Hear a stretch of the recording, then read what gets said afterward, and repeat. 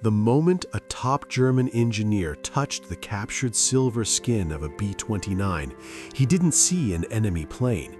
He saw a future where his country had already lost the war to an industrial god.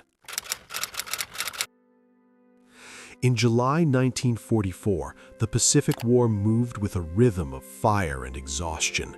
In a muddy field outside Mukden, Manchuria, a silver shape lay broken under a smoke-stained sky. Japanese soldiers approached the wreck with raised rifles, treating the massive machine as if it could still breathe. It was enormous, with wings wider than any hangar in the region and a fuselage curved like the hull of a ship. The air smelled of burnt oil and salted metal. Word reached Tokyo by noon. The wreck was American, a new long-range bomber capable of striking the home islands from bases far beyond fighter range. Japanese command immediately cabled Berlin, and within a week, a team of German engineers arrived. Among them was Hopman Eric Miller, an airframe specialist from the Junkers Works, who had spent years perfecting the hand-built precision of the Reich's Aviation Corps. He expected to see a curiosity, but what he found would haunt him for the rest of his life. The B-29 had been pulled onto a makeshift ramp. Though its nose was crushed and its tail sheared, the main fuselage remained eerily intact. Miller noted that the polished aluminum skin panels fit so tightly he couldn't slide a knife blade between the seams. While Japanese technicians struggled to remove bolts without damaging them, Miller knelt by an R-3350 duplex Cyclone engine. He traced the housing of a machine unlike any radial engine he had ever studied, noting turbo superchargers thicker than a man's torso and wiring bundles coated in unfamiliar rubberized material. In his notebook, he wrote a single, chilling sentence: "This is not a bomber, this is an ecosystem." The aircraft was built of 75 ST aluminum, a heat-treated alloy with tensile strength unmatched by any Axis supplier.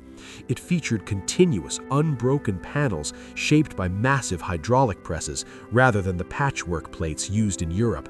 To Miller, it felt like beauty born of machinery rather than individual craftsmanship. Inside the shattered cockpit, the smell of ozone and scorched insulation lingered.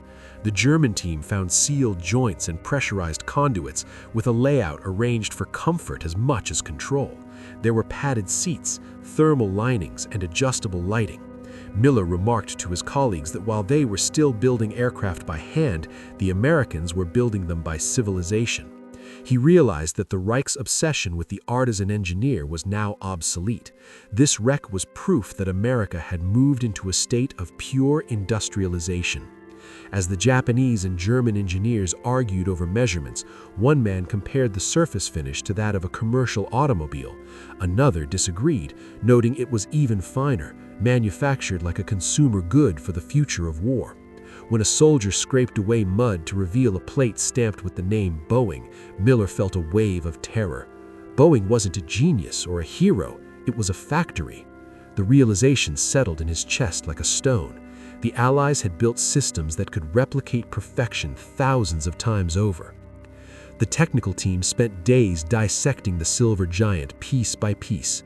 The wings were a cathedral of aluminum ribs and hydraulic lines so perfectly fitted that not a single screw appeared misaligned. A Japanese engineer whispered that it looked printed by the gods. At the Junkers factory, every bomber was hammered and bent by hand, but on the B-29, a single continuous extrusion stretched from wing root to tip with invisible joints. When they dismantled the four 2,200 horsepower engines, they found impeller blades that gleamed like mirrors with no casting flaws. Miller compared it to Germany's most advanced power plant and realized the American turbocharger operated at double the pressure while running smoother. When asked if they could copy it, Miller shook his head, stating they lacked the furnaces, the alloys, and the industrial patience. Inside the fuselage, they found an environment organized for total efficiency. Each compartment was pressurized and connected by tunnels, allowing the crew to move without oxygen masks. A simple plaque noted that cabin pressure was maintained at 30,000 feet, a feat the Luftwaffe had failed to achieve in over an hour of flight. The revelations continued in the cockpit. The gauges glowed from regulated currents, and the wiring was color-coded and wrapped in plastic instead of brittle rubber. They discovered the silver alloy used in the wiring and the remotely operated gun turrets controlled by electric servos. To the Axis engineers, this was sorcery. These turrets were linked to a central fire control computer, a machine built of steel that the Germans had only ever imagined in sketches. That night, while eating captured American rations, a Japanese officer looked at a Hershey's chocolate bar and laughed bitterly, noting that a nation that could feed its soldiers sugar while building such machines was unstoppable. Miller stopped using exclamation marks in his notes as astonishment turned into resignation. He calculated the numbers. One B-29 required millions of man-hours, yet the U.S. was producing 100 per month. This consistency reduced every German secret project to irrelevance. While the Reich was proud of its handful of jets and rockets, the Americans had achieved a standard of industrial repetition that felt like a century ahead of the rest of the world. By the fourth day, the wreck felt less like a relic of war and more like a cathedral of logic. Miller and the younger Lieutenant Hasegawa explored the cockpit, which looked more like a modern office than a war machine. Padded seats with adjustable frames and ergonomic dials showed that the Americans had prioritized the survival and comfort of the crew at high altitudes. Miller pointed out that the B-29 was designed for its crew to live in a sealed atmosphere, away from the war outside. They found synthetic polymers in the seals that sprang back airtight even after the crash. Every part of the environmental control system, from the curved aluminum tubes to the methodical maintenance logs, suggested that climate control was routine for Americans but a luxury for the Axis. They even found a gyroscopic autopilot connected to an analog computer using vacuum tubes. It was discipline mechanized. Miller explained to the restless Japanese officers that they weren't just seeing what it did, but why it worked. The Americans were building aircraft the way the Germans built watches, only thousands of times larger. The morale of the engineers broke over the smallest details. A simple instruction plate on the pilot's seat advised replacing filters after 600 hours of operation, implying these bombers were built to survive entire wars, not just single missions. Miller realized that while German art died with the artist, this American industrial process would not. He told Hasegawa that they couldn't build something like this because it wasn't about design or skill. It was about a different way of thinking. America had discovered a new phase of civilization where comfort was a weapon. While this single wreck lay under a tarp in Manchuria, its identical twins were being born by the hundreds across the Pacific. In Kansas, at Boeing Plant No. 1, 2 miles of mechanized assembly lines hummed with activity. Thousands of workers, many of them women who had never seen a plane before the war, moved in a relentless industrial choreography. A fuselage advanced every 30 minutes. A bomber was completed every hour. The process was so standardized that parts were interchangeable between any aircraft at any time. The scale of American production was biblical. The plant ran 24 hours a day, supported by nurseries and dormitories. 5 major plants across the U.S. specialized in different sections of the aircraft, which then converged by rail in a massive ballet of logistics. While the Reich's Me-262 was hand-assembled by craftsmen in dark tunnels, the B-29 was built by workers listening to swing music. By 1944, America controlled 65% of the world's aluminum and half of its machine tools. Boeing's production officers noted that precision didn't need geniuses, it needed systems that didn't get tired. Back in Manchuria, Miller wrote that it would take Germany 10 years to reach this speed.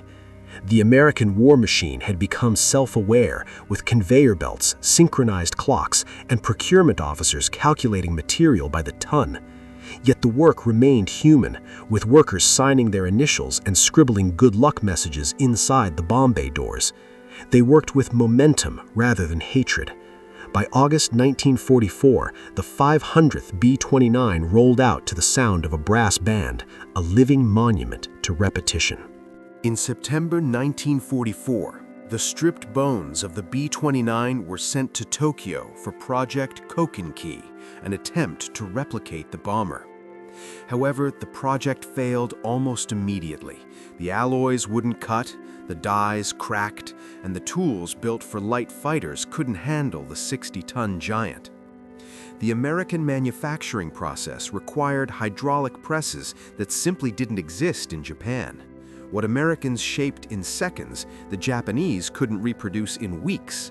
A report sent to Berlin confessed that replication was impossible without equivalent industrial facilities. Germany's own attempt at a long-range bomber, the Ju-390, collapsed under material shortages. By late 1944, Allied bombing had gutted German aluminum output by 70%. Even if the Axis could copy the blueprints, they couldn't copy the orchestra of industry required to play the song. Miller realized the war of invention was over, replaced by a war of schedules and abundance. While Japan tried to copy one fallen plane, hundreds of its siblings were already erasing the factories that attempted the copy. Winter turned the Manchurian fields into ice. Miller sat alone in the hangar, staring at the Boeing nameplate. To him, Boeing had become a prophecy, an organism with a pulse of machinery thousands of miles away and veins made of railways. He felt that every rivet was a cell in a creature that had made America its habitat. He looked at his reflection in the twisted frame of the cockpit and whispered to the machine that it was never the enemy, but the replacement. His final notebook entry stated that the Americans had built a system no bomb could destroy. They were manufacturing the future, while the Reich was still forging the past. As Soviet forces drew closer, Miller prepared to leave, taking the metal Boeing plate with him.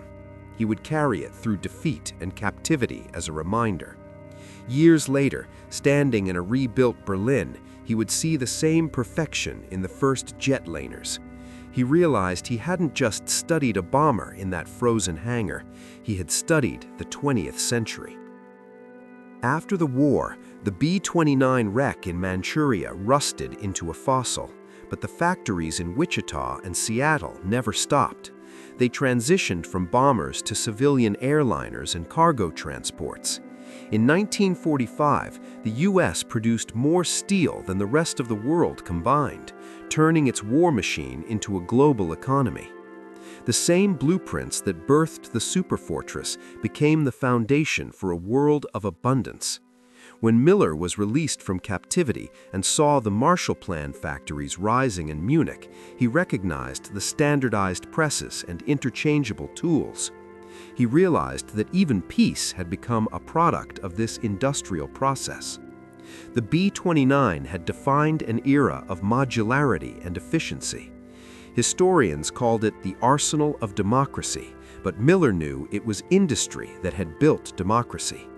The same rhythm that once forged war now powered civilization, proving that history's greatest victory was won by the hands of those who could build what others could only dream of.